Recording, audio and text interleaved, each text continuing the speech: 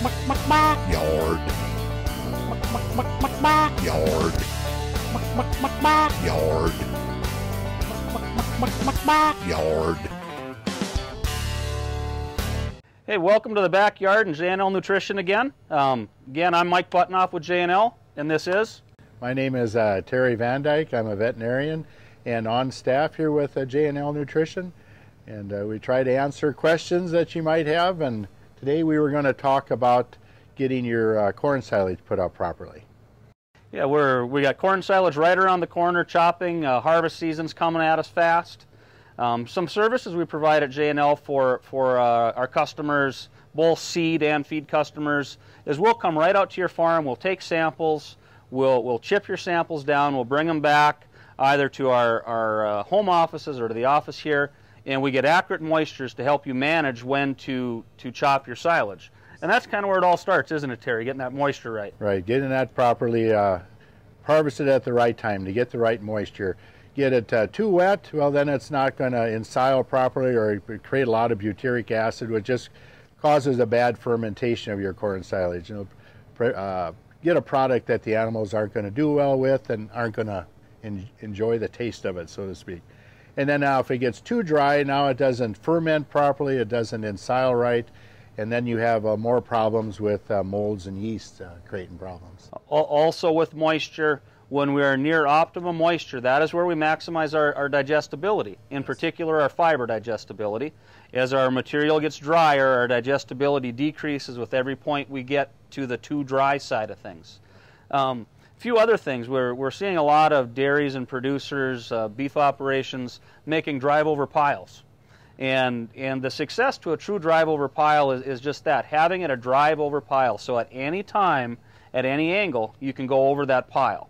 A little bit of information: for every ton you deliver to that pile, you want about 800 pounds of pack tractor.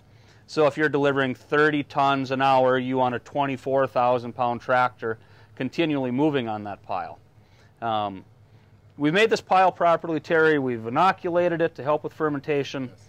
After that's done, what do you think everybody needs to do to that pile? They need to get on that pile as soon as they can with a cover and get it covered properly, so we take oxygen away from it immediately as soon as we can, so that it can properly do its fermentation. And you want to get that on very securely, putting tires or dirt around the pile to get that covered, so it's going to stay on through windstorms. Nothing worse than having to go back after a windstorm to recover something.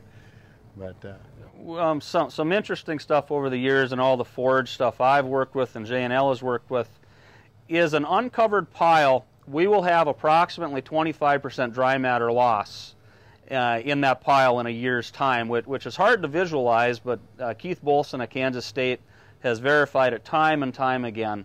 The next thing that is kind of unique, Keith always preaches about pitching, and so do we. Get all that bad stuff off the top. But something that's very interesting is up to 4 feet down in that pile, they've done digestibility and nutritional studies and efficiencies, and up to 4 feet down, even where that silage looks very good, we're still affecting the rumen adversely, meaning we're getting poorer digestibility, we're getting poorer intakes and poorer gains in performance out of the product. Anything else you have to say on qualities? Well, I think what how you're putting that corn silage up is going to determine what moisture you want it.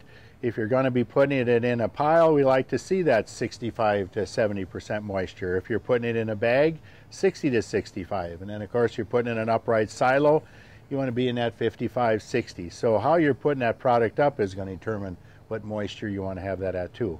Yes. Corn silage is a wonderful feed. It's put up properly. There's nothing cattle like to eat better. It's very palatable. It's something that we feed all year around through the heat. I believe it really helps keep cattle on feed, don't you, Terry? Oh, yes. And what's nice with that, you kind of got your corn mixed with your forage. So you basically got kind of a TMR mix in right with your corn silage. And it is a good feed, and like Mike is saying, that's something we like to see year-round. And it's good for all stages of cattle. You got your dry cows, your lactation, your heifers. Corn silage serves as a good feed for all of them. Well, here at J&L in the Backyard, we have inoculant, obviously.